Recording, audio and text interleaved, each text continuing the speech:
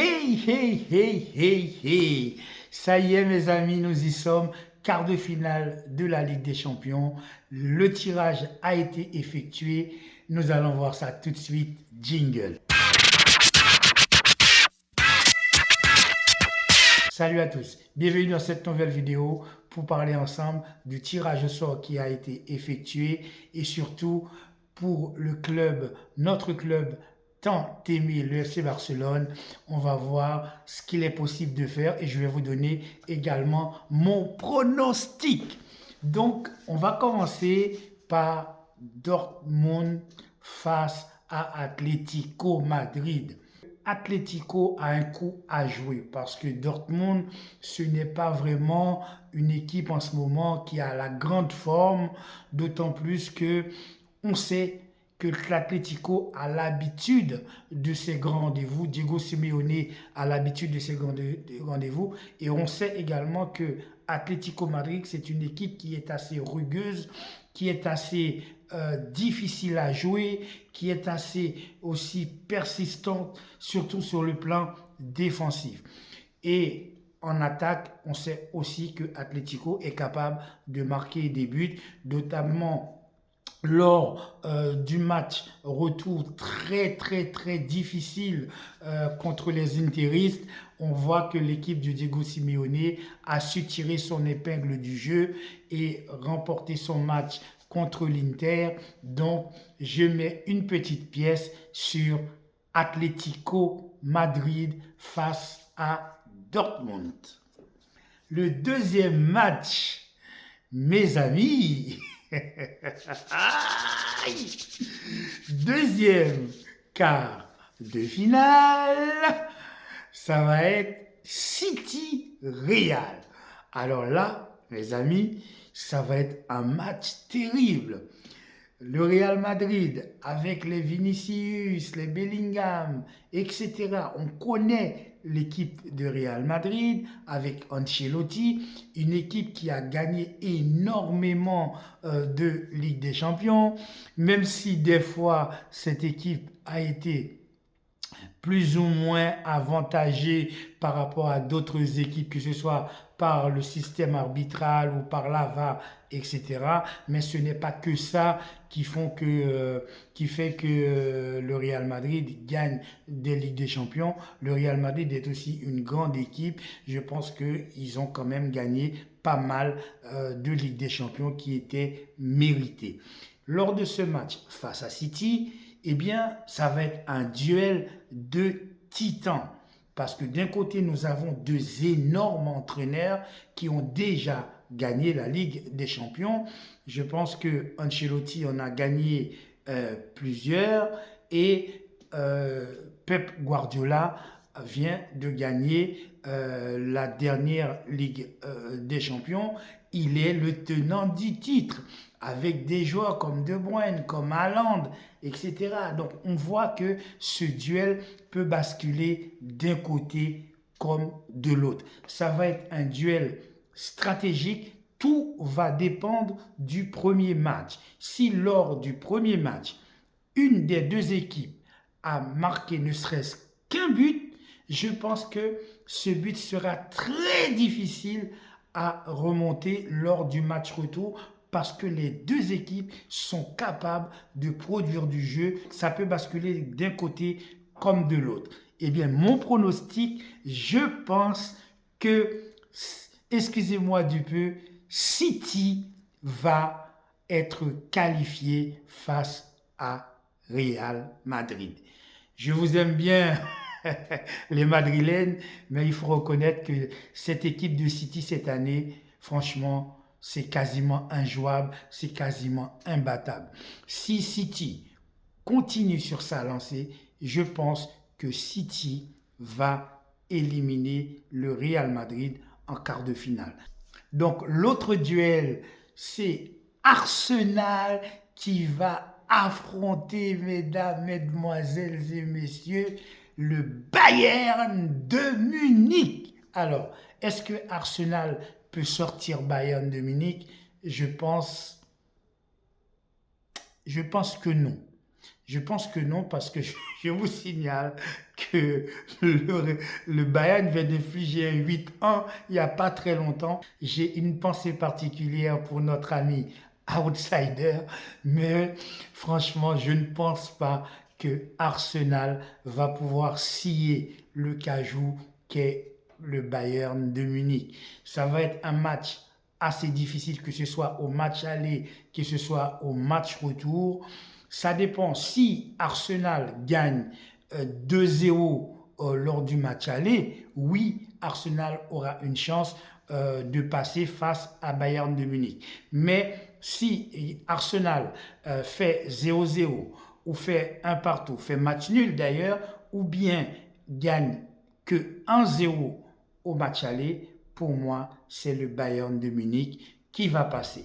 Donc, je dis bien, Bayern de Munich, Arsenal, c'est Bayern qui passe. Atlético face à Dortmund, c'est Atlético qui va passer. Real face à City, c'est City qui va passer.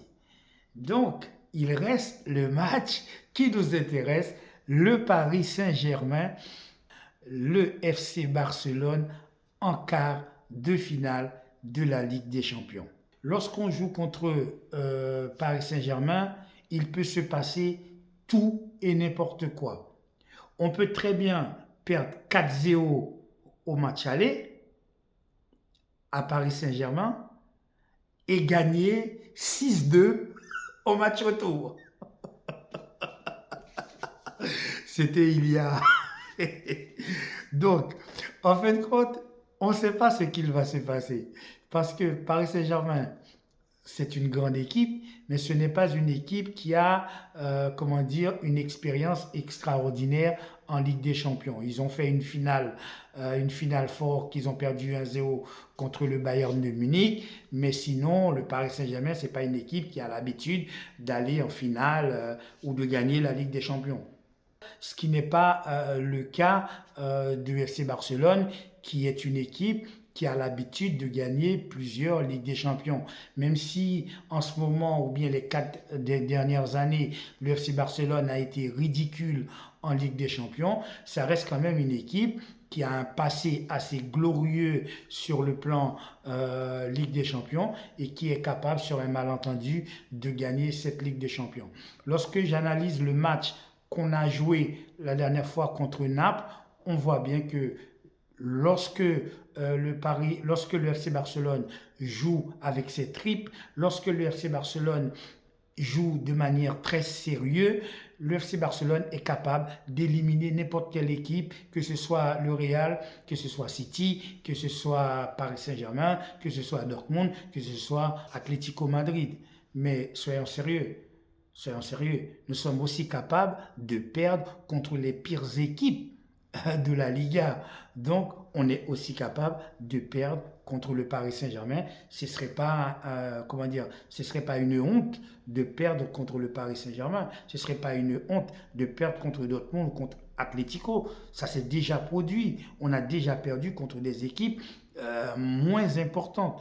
Donc, c'est pour dire que ça va dépendre de la mentalité de nos joueurs et aussi ça dépendra de la forme physique. Est-ce que on aura les joueurs comme De Jong ici ainsi que Pedri pour ce match retour? Tout cela, ça va dépendre. Est-ce que Kourbassi sera toujours au top comme il l'est en ce moment? Est-ce que Rafinha va continuer à sortir ses doigts de son trou de nez et ainsi commence à jouer comme il a joué face à Naples? Tout ça, ça va dépendre de tous ces joueurs. Et effectivement, lorsqu'on met tout ça dans le panier, résultat final, bien malin celui qui soit capable de dire au jour d'aujourd'hui, qui sortira vainqueur de ce duel entre le Paris Saint-Germain et le FC Barcelone. Je vais vous donner mon pronostic pour ce match. Le match aller, je pense que le Paris Saint-Germain va tout faire pour gagner, mais le FC Barcelone devrait aller chercher le match nul. Si le FC Barcelone ne peut pas gagner ce match, il ne faut absolument pas que le FC Barcelone perde ce match. Au pire, il faut partir sur un match nul. Bien sûr, on va essayer de marquer des buts, on va essayer aussi, surtout, de ne pas en prendre. Et c'est là que l'équipe du FC Barcelone doit être très bonne défensivement, parce qu'on connaît l'attaque de Paris Saint-Germain, on sait que c'est des joueurs qui sont très rapides, on sait que Kylian Mbappé n'est pas très bon lorsqu'il joue dans les petits espaces, ce n'est pas comme Messi, ce n'est pas comme ces genres de joueurs, c'est plutôt un joueur à la Cristiano Ronaldo, c'est un joueur qui a besoin de l'espace devant lui pour faire ses passements de jambes, pour faire ses dribbles, pour piquer au centre, etc., enrouler sur son pied droit.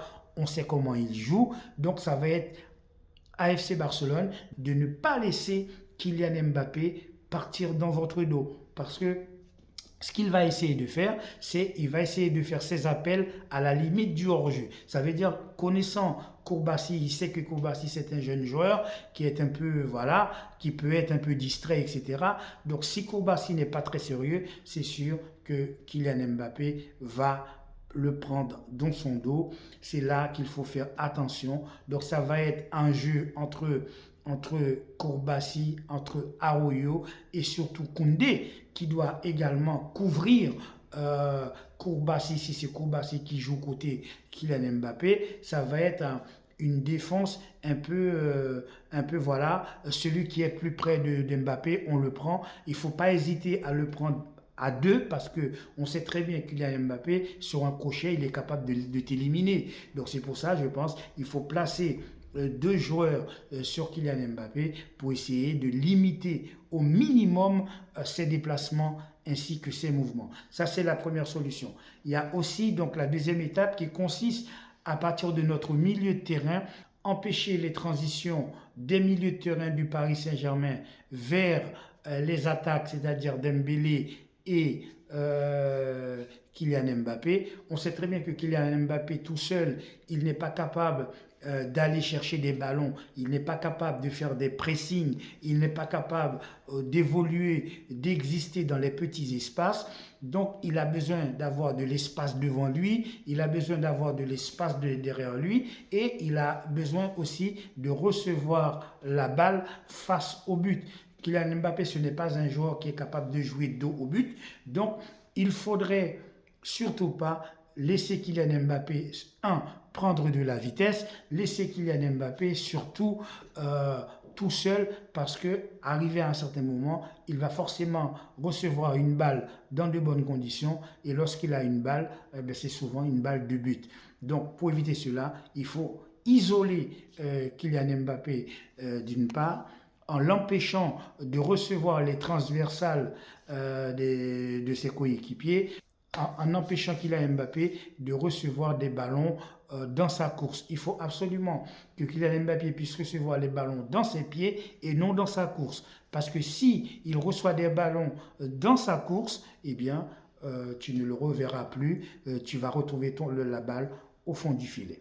Voilà, c'est tout pour aujourd'hui. N'oublie pas de liker, de commenter et surtout d'activer la petite cloche de notification pour avoir l'ensemble de mes vidéos.